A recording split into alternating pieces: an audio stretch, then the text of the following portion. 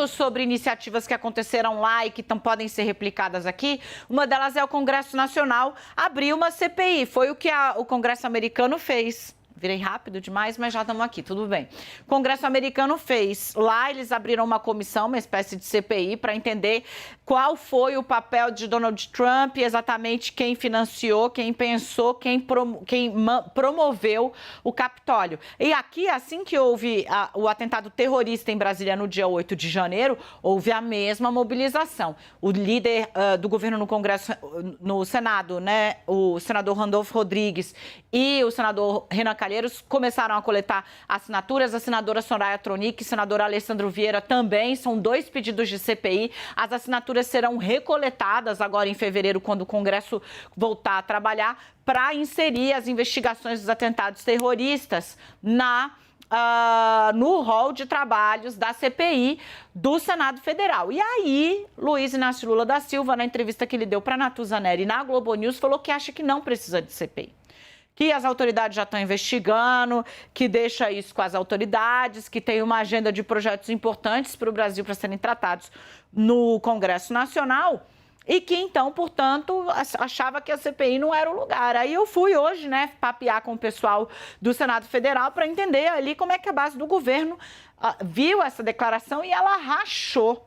O Lula não quer mais uma ala importante, articulada do Congresso Nacional, vai manter a coleta de assinaturas e a instalação de uma CPI. E eles fazem, como não tem bobo na política, os aliados do Lula, que são mais experimentados, no Senado a tradição era, né, até 2018, você ter políticos muito experimentados, e lá essa base do Lula falou, olha, eu entendo, ele não quer por quê? Não é porque CPI você sabe como começa, mas não sabe como termina. Fora isso, você dilui a pauta do governo, sequestra um pouco da atenção para a pauta do governo. Então, né, se mandar um projeto importante de fato, a CPI draga as atenções, puxa o holofote, né? E tem ali também, claro, o trabalho de pautar o noticiário. Se você lembrar como foi a CPI da pandemia, que foi muito importante naquele momento, porque são 700 mil brasileiros quase que morreram, né? E naquele momento foi importantíssimo para desfazer uma série de informações falsas e mostrar que teria reação institucional para a gente que estava recomendando remédio que não funcionava contra uma doença mortal, o maior desafio sanitário deste nosso século. Bom, e aí a leitura é essa: o Lula quer a atenção do Congresso para ele, não dividir holofote com ninguém, manter nas instituições. Mas aí essa fonte, que não é boba nem nada, é muito experimentada, falou, ele devia manter a coisa acesa aqui com a base antes que aprovem uma CPI contra, para entender por que talvez o governo, Flávio Dino, não reagiu, que é uma narrativa que estão tentando emplacar, em especial os senadores que sobraram ali, muito fortes aliados do bolsonarismo. Marcos Duval, por exemplo, foi lá no acampamento, na prisão, né, onde estavam já os extremistas, e com aquela história de que estão sendo maltratados. E aí o ministro Alexandre de Moraes vem e responde, eles não estão em colônia de férias, é cadeia, né? Então, portanto, essa guerra de narrativas. O fato é, o Congresso se dividiu e vai querer continuar com a ofensiva. Vem para cá, Thaís, vem para cá, Lari. Eu achei interessante isso. Não, eu entendo, o Lula não quer dividir o holofote. Tá, você está precisando olhar coisas aí? Sim. Vai, só vi agora, desculpa. Ficou aqui com a Lari. Edu, tira a Thaís Arbex um pouquinho quando puder. Ô, Lari, eu achei interessante como eu posso dizer, né, sinceridade, né? Mentiras sinceras me interessam. Então, assim, eu entendo porque que o Lula não quer, porque vai dividir o holofote, porque vai trazer a atenção toda para cá, e principalmente porque a agenda prioritária deixa de ser a agenda do governo e passa a ser a agenda da CPI. Mas antes uma CPI contra os extremistas do que uma CPI com foco no governo. Aceita ou não aceita? Vai ter essa discussão e eu duvido que isso se esgote, porque tem um problema para o governo que você tem a base, tipo o MDB, quer manter a CPI, e você tem os independentes, Soraya, o Alessandro, que é muito crítico ao PT, mas também muito crítico aos extremistas, que querem a CPI. Então, você tem duas facas aí para cortar um só gume, entendeu? É uma meta só, tanto da base do governo, pelo menos de uma parte, como dos independentes. Difícil não sair. Eu entendo porque que o Lula não quer, mas eu quero, né? Tipo assim, cada um por si aqui, cada um buscando o seu espaço.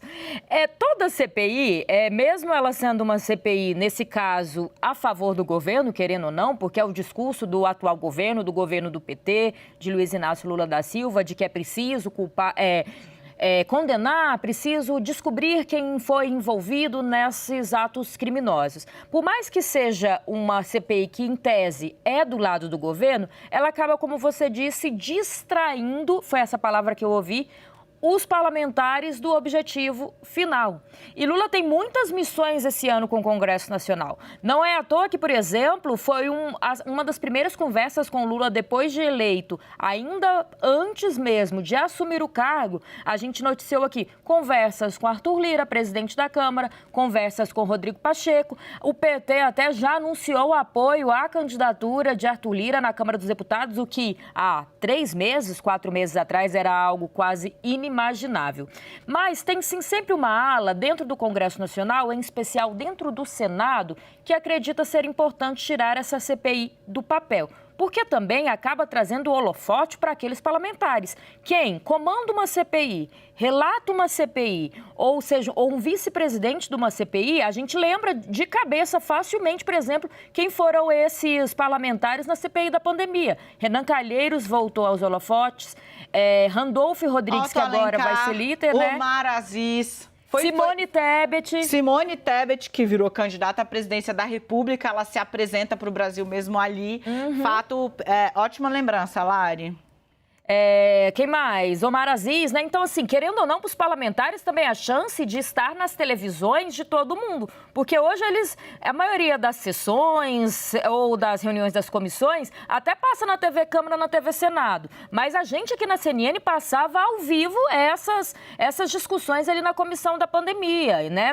Na CPI da pandemia, desculpa. Então, claro, para esses parlamentares é a chance de se mostrar ao público. Mas para o governo vai atrasar, por exemplo, a reforma da Previdência, que é uma promessa. Vai atrasar outros tantos projetos que o governo vem prometendo já começar nesse ano, nesse primeiro ano de mandato. Porque o que a gente ouve é que se a reforma eu falei da Previdência, né? A reforma dos impostos não andar nesse primeiro...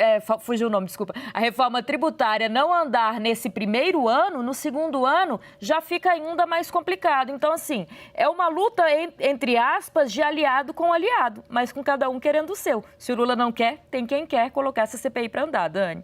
Muito, tem quem quer e muito. Enquanto a Thaís está olhando novidade que chega ali para ela, eu já volto com você, Lari.